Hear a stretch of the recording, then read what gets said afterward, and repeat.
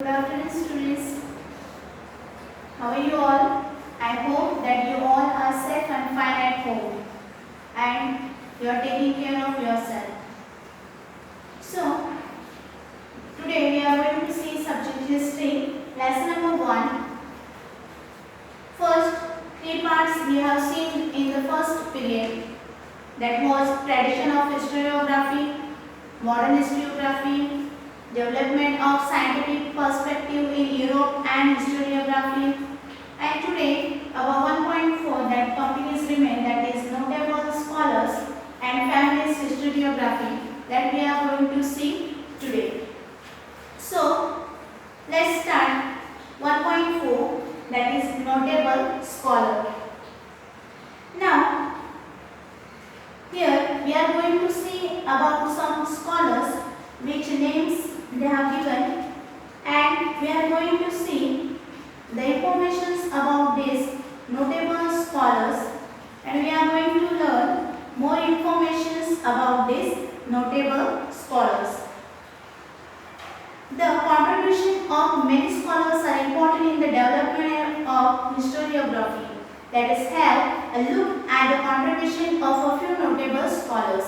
Now, for our contributions of many scholars are very important, and now we are going to see different scholar names and what they did, their work that we are going to see, or what they did, contribution in their life that we are going to see in this topic.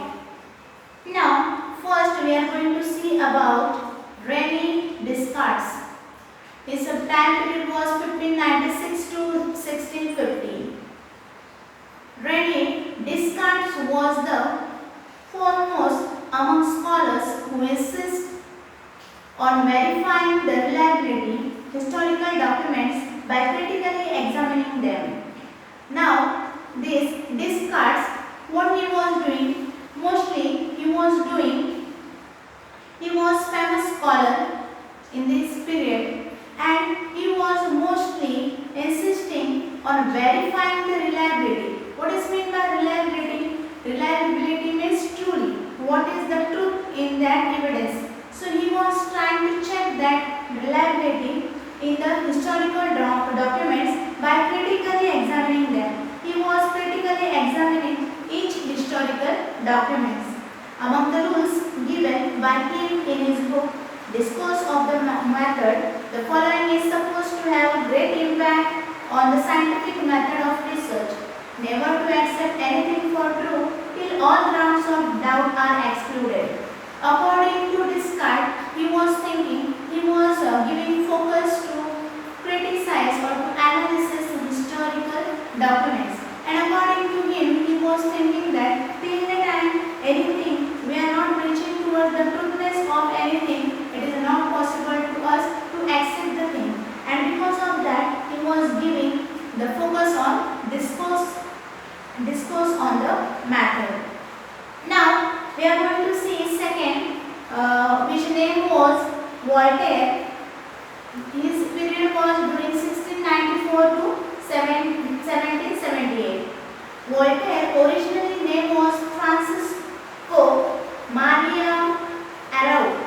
He was French, and he opined that along with objective truth and chronology of historical events, considering social traditions, trade, economy, agriculture, etc., was also equally important in historiography. Now, this Voltaire, his original name was Francisco, and he was belong from French. And according to his opinion, he was focused on the chronology of the historical events and truth. Both things he was giving important. That one was truth, and second was chronology of historical events. Now, that events it was considering social traditions, trade, economy, agriculture, etc. And he, as well as he was giving equal importance to historiography. It gives rise to the thought of understanding all aspects of human life in important for history writing. Thus, it is said that Voltaire was the founder of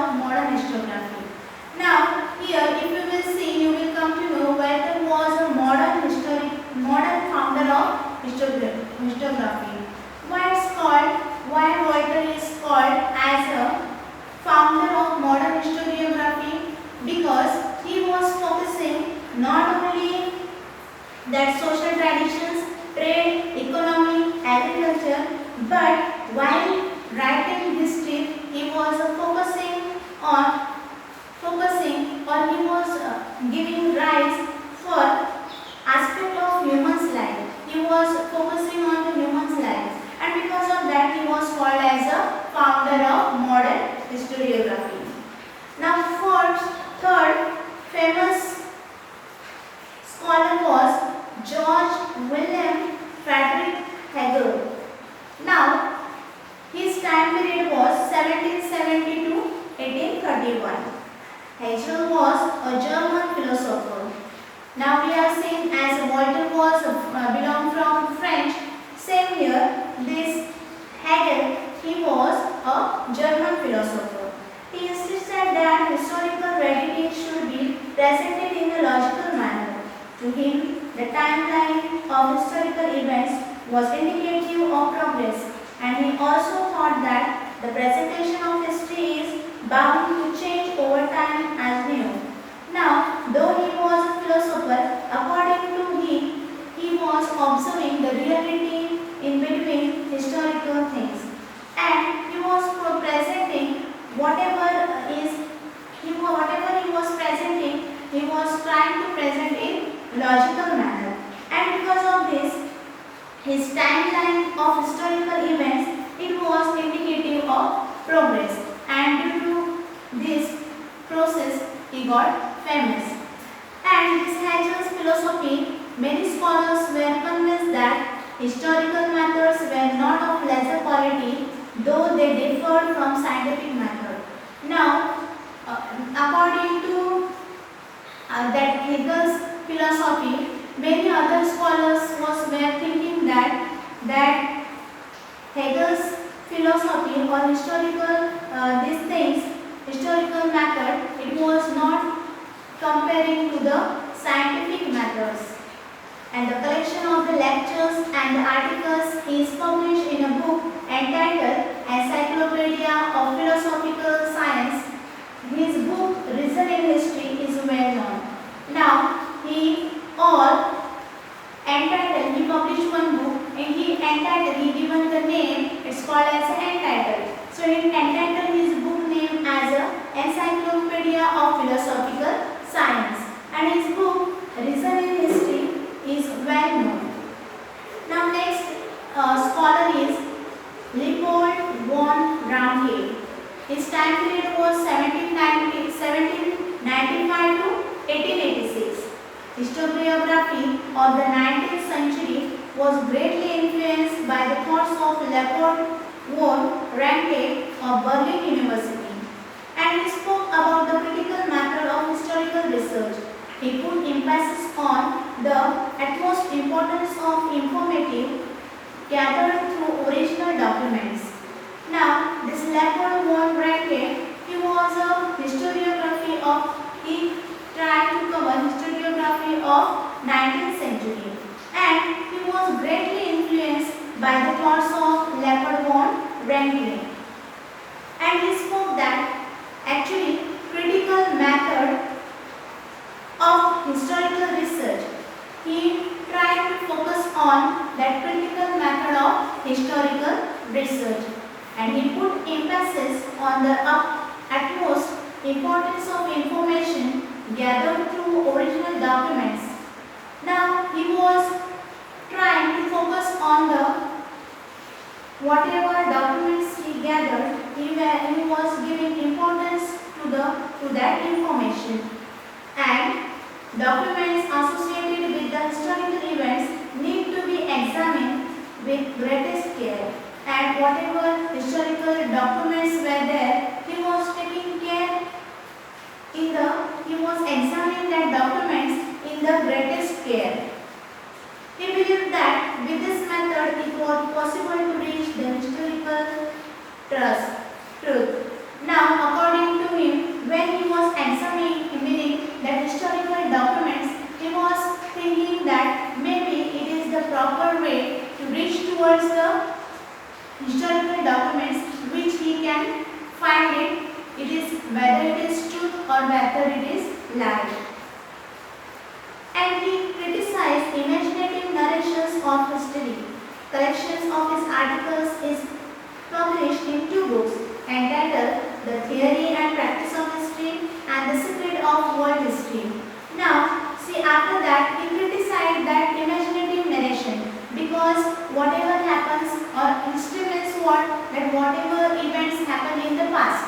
So we are calling as a historical events. But at the same time, whatever imaginative narration is there or imaginative thinkings are there, so he was truly opposing of that. And on that basis, he wrote two books and he entitled these two books. That one book name was The Theory on Practice of History and second one was The Secret of World History. Then after we are going to see the another and very famous scholar, that is Karl Marx. His time duration period was 1818 to 1883. In the latter half of the 19th century, a new school of thought arose keeping in view the new thesis formulated by Karl Marx. And according to Karl Marx, history was not about abstract ideas, it was about living people. Human relations are shaped by the fundamental needs of people and the ownership as well as nature of prevalent means of productions to meet these needs. Now, who was Karl Marx? Karl Marx was a famous scholar which was there working in the 19th century. And according to his, what he was thinking, just see, a new school of thoughts arose keeping in view. Now, his thinking capability was different from the others, and because of that, according to Karl Marx, he was giving more focus that history was not about abstract idea. This history is about the original or reality about the peoples. Whatever happens in the past about the peoples, about the evidence, about the events, as it is, we can see in the history. But so that Karl Marx was focusing, and according to him, he was thinking that history is not about abstract ideas. It is about the human relationship, it is about the human natures, it is about the fundamental needs of the people, it is everything about the people. And because of that, the assembly of these myths to different strata of society may not be equal, and this inequality causes the division of society into two classes. And according to his thinking, other people not like these things, and because of that, we can see in that time there were starting of or beginning of the two classes. That one classes was leading to the struggle. According to the Marx, human history is the history of class struggle, and the class that owns the means of production economically exploits the rest of the class, and thus Capital or Treatise written by him is the most read book all over the world. Now, according to this Marx, human history is the history of class struggle. Human history is the history of people's struggle. And because of this, it means that productions of economically exploits the rest of the classes, and thus Capital or Treatise written by him is the most read book all over the world. Now, analysis school. What is meant by analysis school? See, at the onset of the 20th century, a new school of historiography arose in France, and which is known as the analysis school. Now see, in 20th century, a new school of historiography arose, means started in France, which is called as a Annals school. Annals schools gave a new directions to history writing.